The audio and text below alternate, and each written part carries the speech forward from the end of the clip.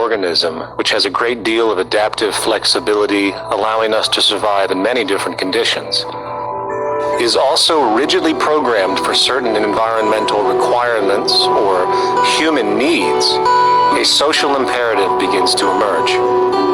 Just as our bodies require physical nutrients, the human brain demands positive forms of environmental stimulus at all stages of development, while also needing to be protected from other negative forms of stimulus. And if things that should happen do not, or if things that shouldn't happen do, it is now apparent that the door can be opened for not only a cascade of mental and physical diseases, but many detrimental human behaviors as well. So as we turn our perspective now outward and take account for the state of affairs today, we must ask the question, is the condition we have created in the modern world actually supporting our health? Is the bedrock of our socioeconomic system acting as a positive force for human and social development and progress? Or is the foundational gravitation of our society actually going against the core evolutionary requirements needed to create and maintain our personal and social well-being?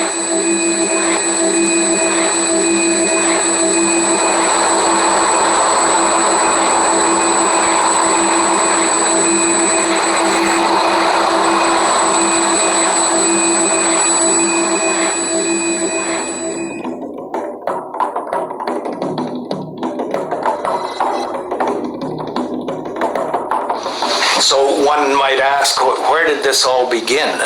What we have today, really a world in a state of cumulative collapse. You get it started with John Locke.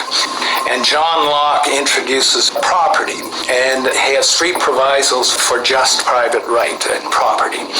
And the three provisos are that there must be enough left over for others, and that you must not let it spoil, and that you, most of all, must mix your labor with it. It seems justified. You mix your labor with the world, then you're entitled to the product, and as long as there's enough left over for others, and as long as it doesn't spoil, you don't allow anything to go to waste, that's okay. Well, he spends a long time of his famous treatise of government, and it's since been the canonical text for economic and political and legal understanding. Is still a classic text to study.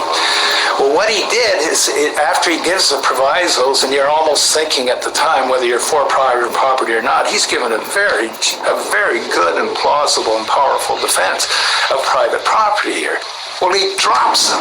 He drops them like that, right in one sentence. He says, well, once the introduction of money came in by men's tacit consent, then it became, and he doesn't say all the provisos are canceled, erased, but that's what happens.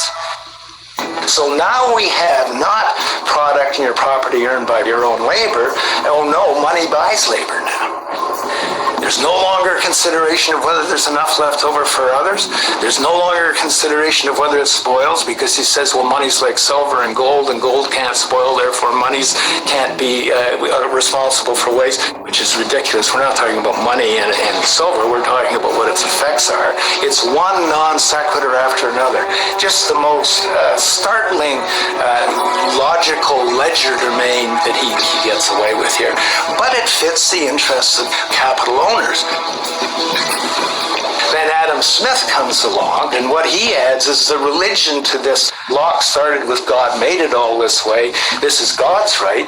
And now we get also with Smith coming along, he says it's not only God's, I mean, he's not saying this, but this is what's happening philosophically in principle.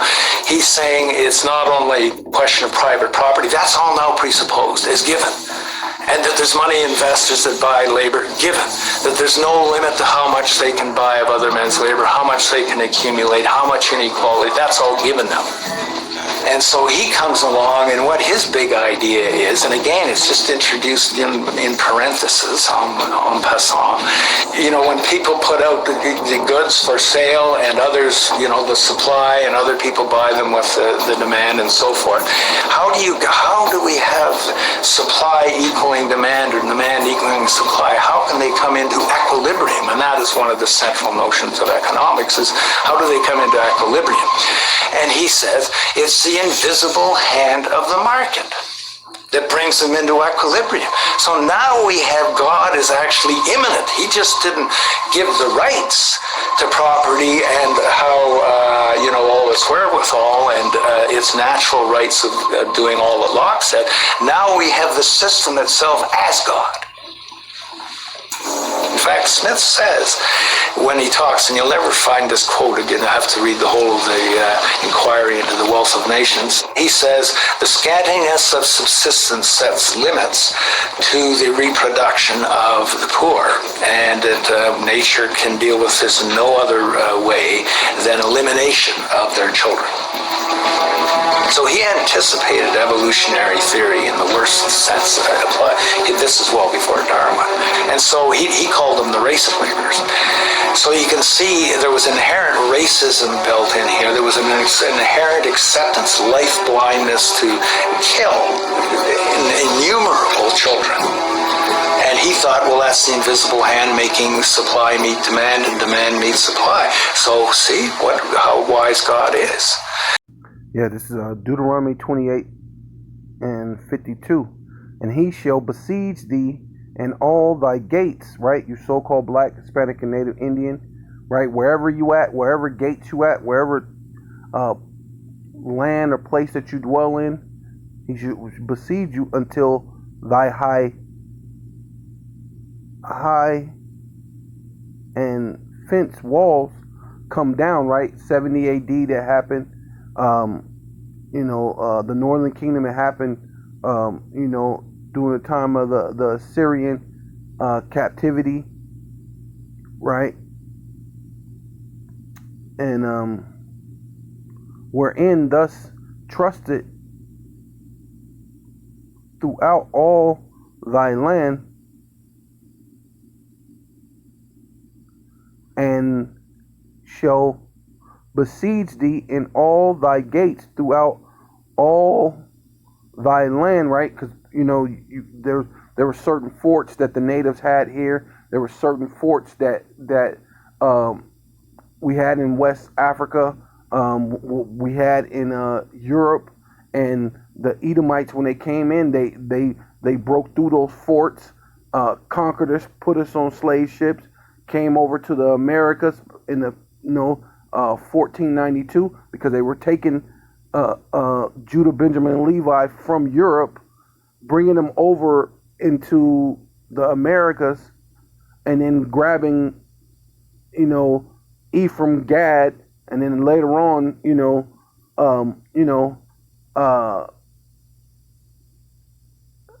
Issachar, so-called Mexicans, so-called Puerto Ricans, so-called Native Americans, and putting them on slave ships and sending them towards the east, right? And then,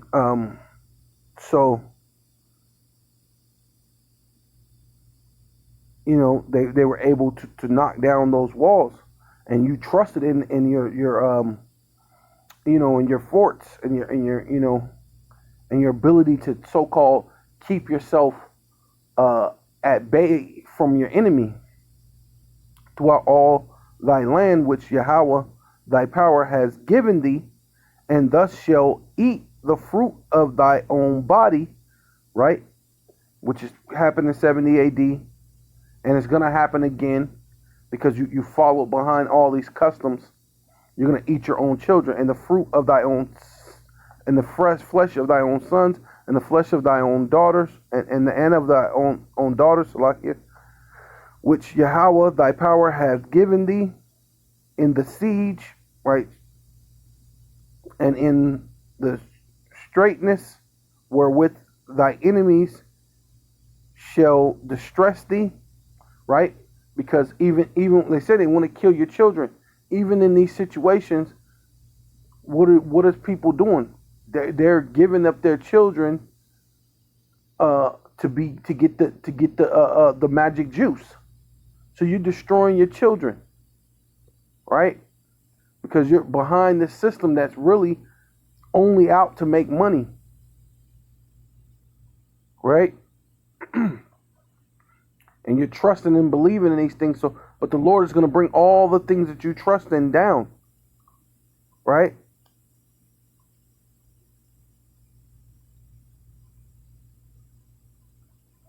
Says, yeah, your son, the son, which Yahweh thy power has given thee in the siege, in the straightness wherewith thy enemy shall distress thee, so that the man that is tender among you and very delicate, his eyes shall be evil towards his brother, right? And we're going to come into that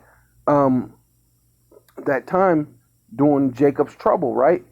Because when like the apostle was it Tahar, he said when it's talking about the Egyptian against Egyptian, it's not just talking about the Edomite. It's talking about you Jakes too. You're going to be against your own brother. And towards the wife of thy bosom, and towards the remnant of towards the remnant of his children, which he shall leave, right? And you're going to destroy your children. You're going to beat your children, hit your children, eat your children, leave your children.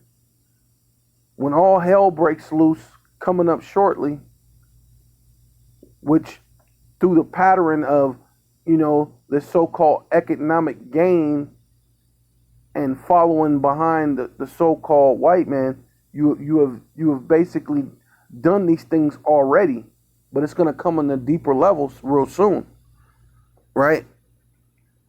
So that he will not give to any of them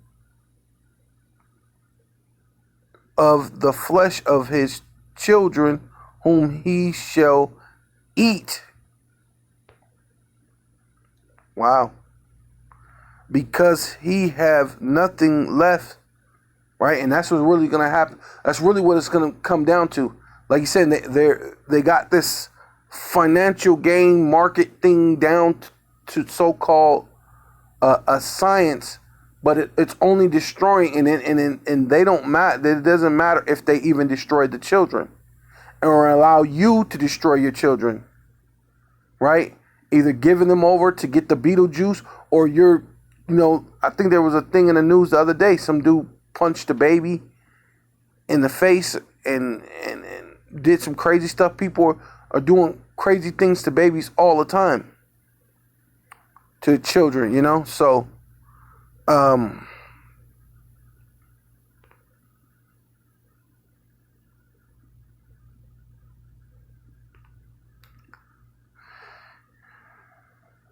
yes,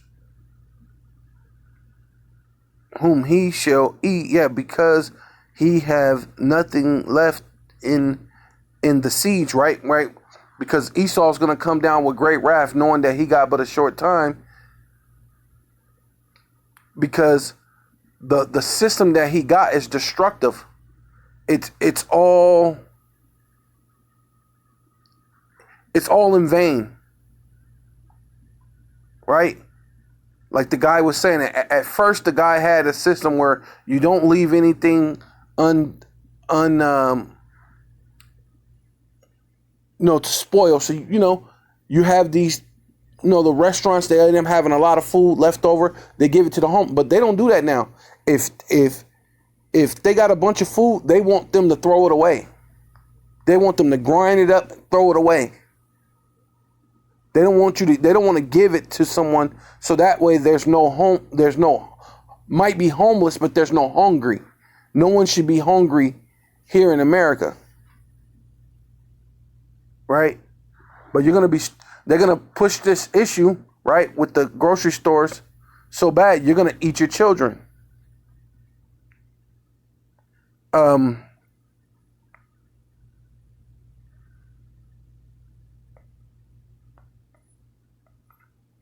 Yeah. In the straightness wherewith thy enemies shall distress thee in all thy gates, and the tender and delicate woman among you, which would not adventure to set the sole of her foot on the ground for delicateness and tenderness, her eyes shall be evil towards her husband, right? So one might be setting you up, either the call you into the feds or whatever because you ain't down with taking the magic juice, and she did, and this can get her some extra points with Esau. I mean, a lot of things are going to start happening. But as you can see from the video, this is a deterioration of the nation, right? But you're involved with it, you so-called Black, Hispanic, and Native Indian. And these are the curses that prove it, right? Husband of her bosom, and the son, and towards her son, and towards her daughter, and towards her young one that cometh out from between her feet, right? Her own children that she gave birth to, and towards her children which she shall bear, for she shall eat them for want of all things, right? And that's eating them physically, right?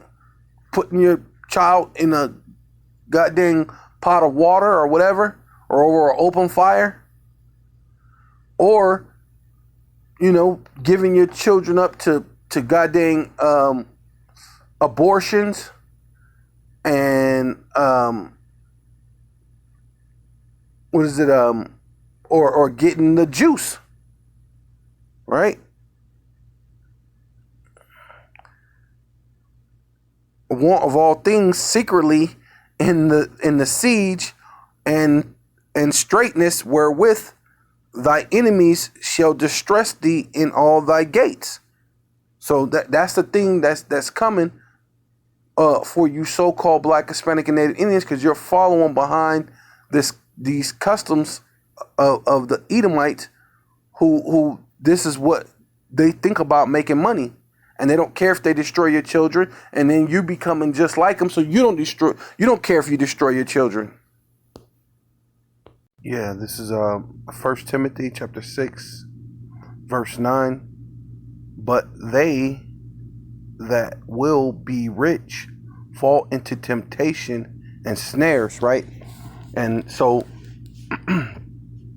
pretty much like what they're saying is they think that money is gonna solve everything, but at the same time they know they're taking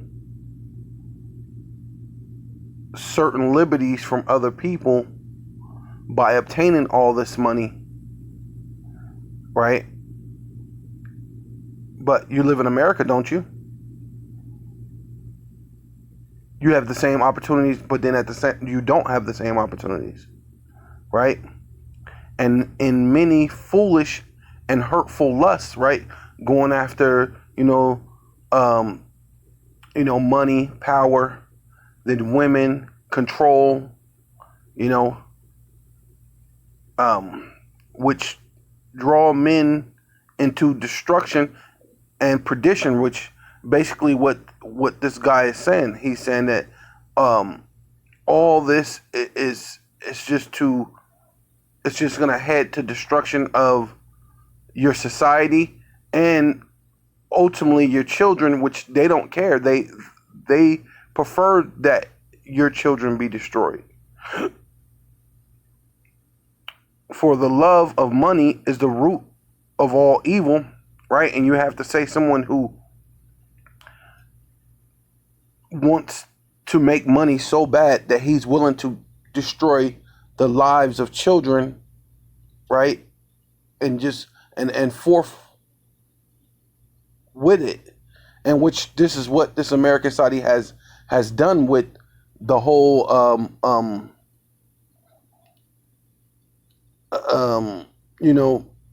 agenda with same sex or whatever, saying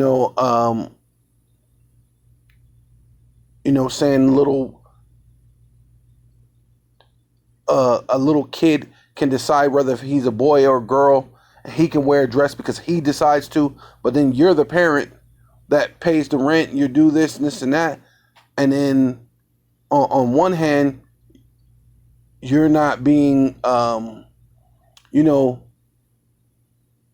disciplined enough for this and this and that if your kid's out there doing whatever, but your kid can come home and tell you, yeah, I'm this, and you have to listen. Because the government says so, right? You know, but, you know, it says, it's the root of all evil, which will some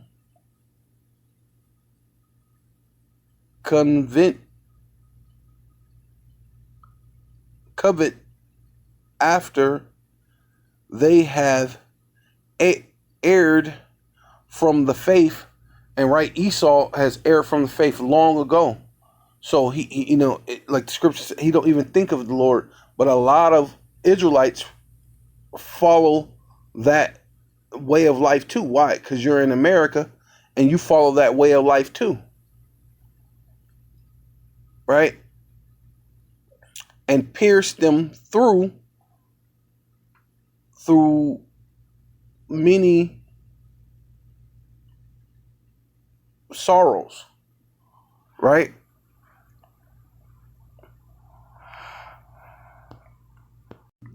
Yeah, this Ecclesiastes 5:10. He that loveth silver shall not be satisfied, right? So you could be chasing this money and doing all these different things and following the economy and following the things that they set for this world as a way and a means to make money, but you were following a wicked practice, basically, and you'll never be satisfied, just like they'll never be satisfied with silver, nor he that loveth abundance with increase. Right? You're gonna increase and dang, I need more, I need this, I need that, and you haven't really loved your family and took care of your family and understood what life is really all about. Like the scriptures tell you, it's fear God and keep the commandments. That's the whole the mysteries to life. That's the duty of man. Is really an Israelite man, but that's the duty of an Israelite man, to fear Yahweh and keep the commandments. But because you get caught in these snares, and this system was meant to be made a certain way, right? That's why I'm doing it this way, because that's ultimately we all were caught into that. Yeah, this is also vanity. It's all vanity. Yeah, it says James chapter 5 verse 1. Go now, ye rich men, weep and howl for your misery that shall come upon you. So, you're chasing this American dream, but the Lord already has bounds for Esau that he cannot go, and the Lord's going to have him in derision. But you so-called Black, Hispanic, and Native Indians are going to fall under that same derision, because you have followed these customs that Esau set up. And we all at one time blindly followed these type of things, dealing with the stock market, and you got to make the bottom dollar, and that's all that matters, right? Your riches are corrupt, and your garments moth-eaten, right? So all those clothes, those $100 clothes, and shoes and hats and all these things that you did trying to be a rap star, a movie star, a gangbanger, drug dealer type guy, whatever you did in this life, following behind the bottom dollar, because this is what this guy created, and that's the whole mentality behind being American. It doesn't matter about the effects of it. It matters what you get, the bottom dollar. Not that it has a trickle down effect, that you spent more time chasing money and not being after your kids, or you spent more time on chasing money than you did taking care of your health. And that's a deterioration both of the whole entire nation. Because people haven't been taking care of themselves, and families are disenchanted, right? Your gold and your silver is cankered, and the rust of them shall be a witness against you. And that's really what's coming down the road. Everything that you have done is actually just going to be a witness against you, right? And shall eat your flesh as it were fire, which is going to be literal fire, which is ICBM missiles. Ye have heaped up treasures together for the last days. And it's actually talking about the rich bankers, but you have too. You heaped up all your sins and your transgressions, and you have not come back to the law, statutes, and commandments of the Most High. Right? So, this is why you're in these conditions. You must come back as so-called Black, Hispanic, and then you must come back and keep the commandments and the faith of Yahushua Hamashiach, who the world only calls Jesus, right? The son of Yahweh, which he is the Most High, his son, right? Which they're two different people, and serve him, man. But yeah, so it's Proverbs chapter 22, verse 24. Make no friend with an angry man, right? And Esau, another way of being angry is mad. And Esau's mad. He's crazy. And he's, he's an angry man. He know that his kingdom got but a short time, and he don't care if he destroys your children. And with a furious man, thus should it not go. Like, why are you trying to join yourself unto this system? See, what happened is, least thus learneth his ways, right? And that's what ends up happening. You so-called Black, Hispanic, and Native Indian, you learn his ways and get a snare to thy soul. And that's really what all eventually happens. And everybody's in this rat race, and they're set up to destroy your children. And you're not paying attention because your soul in this is in this same snare. Well, let's just get the bottom dollar. Let's just do this. Let's do that. Let's do that. You know what I mean? And everything's about, your mortgage, your this, your that, and focusing on things that don't matter. As far as Yahweh Shema Shai, but be not thus one of them that strike hands, right? So everybody's a tough guy here in America. Everybody wants to fight. Everybody wants to shoot guns. Basically, you end up being like Esau. Esau was the one who was basically they're the gangsters. They're the original American gangsters, and they've turned you into trying to be an American gangster. You want to be, now you're the Blood and the Crips, and you're battling over. And if you're not a Blood or a Crip, you're still somewhere battling over territory, drug territory, when that was their thing that the so-called white man did back when when you deal with the mafia and all these different sectors of the mafia. That was their thing. We joined together as a family, as a community, right? And pitched together, and though it was like we didn't have much, it was like we were still living in paradise the way we just took care of each other. You know what I mean? It was like you still didn't want for anything. But now, because you're in this rat race, you're following behind that thing.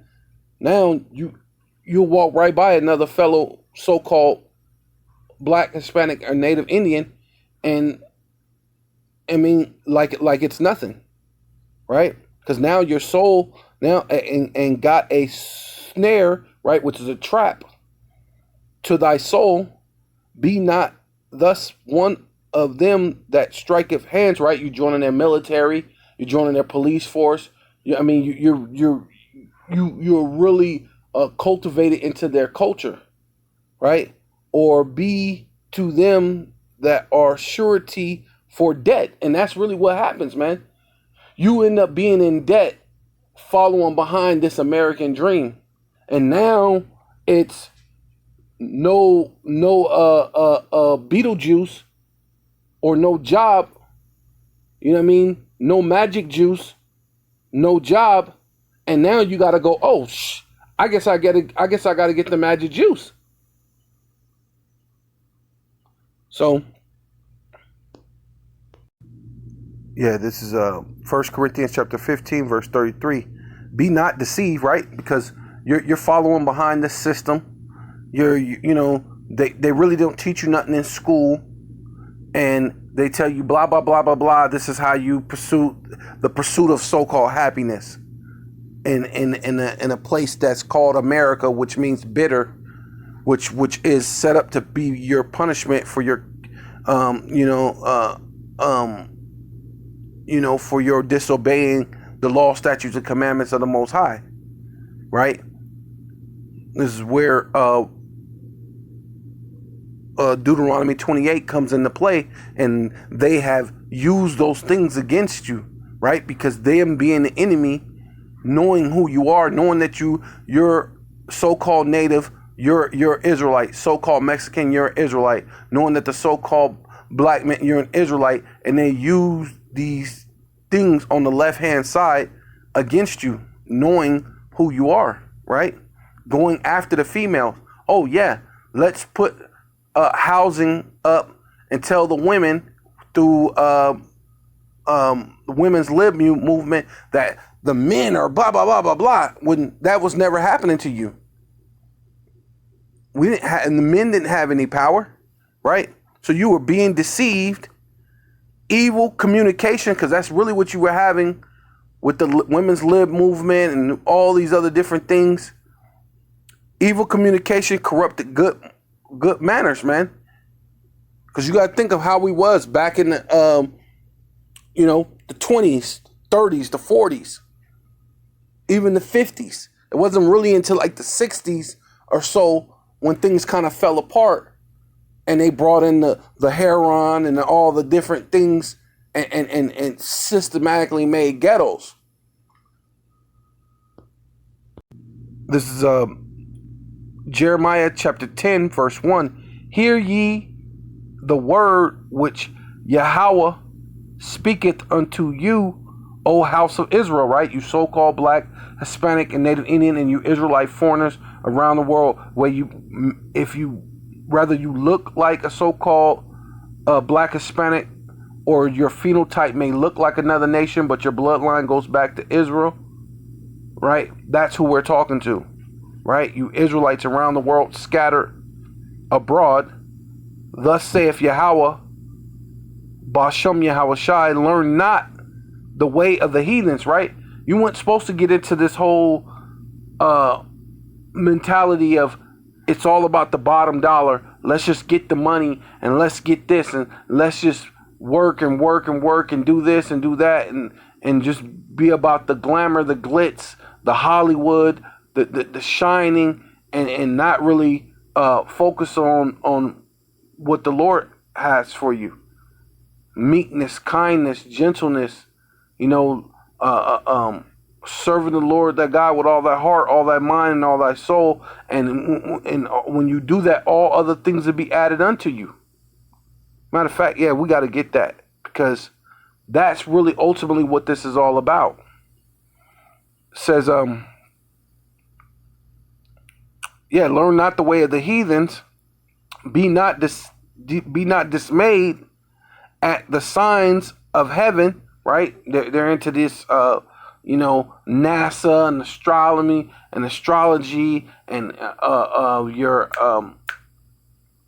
your so-called what is it? Your sign, whether you're a Libra or this and that, and you can You could read your so-called future on it, you know, and all these different things that they got to keep you confused. The lotto, playing the lottery, just hoping things, you know, but you know, just these things that keep you from your power, man. Right? For the heathens are dismayed at them, right? Because they're the ones who's into just searching for dollars and money, and it doesn't matter if it destroys children, it doesn't matter if it destroys the country, it doesn't matter if it destroys families, it don't matter if it destroys fields, because all they're doing is throwing a bunch of bottles and plastics and things into the earth that's not breaking down into the earth the way it should be. Those things are not biodegradable in the way that it should be. Right? Yeah, so right here, this is Matthew chapter 6, verse 33. It says, but seek ye first the kingdom of Yahweh. Right? And you got to think of what the name of Yahweh means. It means he is. So he is everything that you need. You need water. You need shelter. You need food. He is Yahweh. Ba'ashem Yahweh Shai, and his righteousness, which is his son, he is deliverer, right? He will deliver you. And his righteousness is what? The law, statutes, commandments. And it's more than just the 10 commandments, you know, thou shalt not steal, thou shalt not kill, right? Thou shalt not commit adultery, which a lot of you do, right? So if you break one, you break them all, right? Which there's actually 613 commandments, right? There's still not eating pork, shrimp, crab, lobster, right? There's not shaving your face. There's you know, like today is the Day of Atonement. You're supposed to keep those days, right? These are the things of keeping things to your best of your ability, right? That's the righteousness of the Lord. And all these things shall be added unto you. Take therefore no thought of the morrow, or what tomorrow is going to bring. For the morrow shall take thought for the things of itself, right? Because the Lord is the author and the finisher of your faith, right? He wrote this whole thing into play, whether you needed shelter, water, food. The Lord considered that in writing your name into existence and your being here. So we all need to take no thought of the morrow and think of the Lord's goodness, right? Sufficient unto the day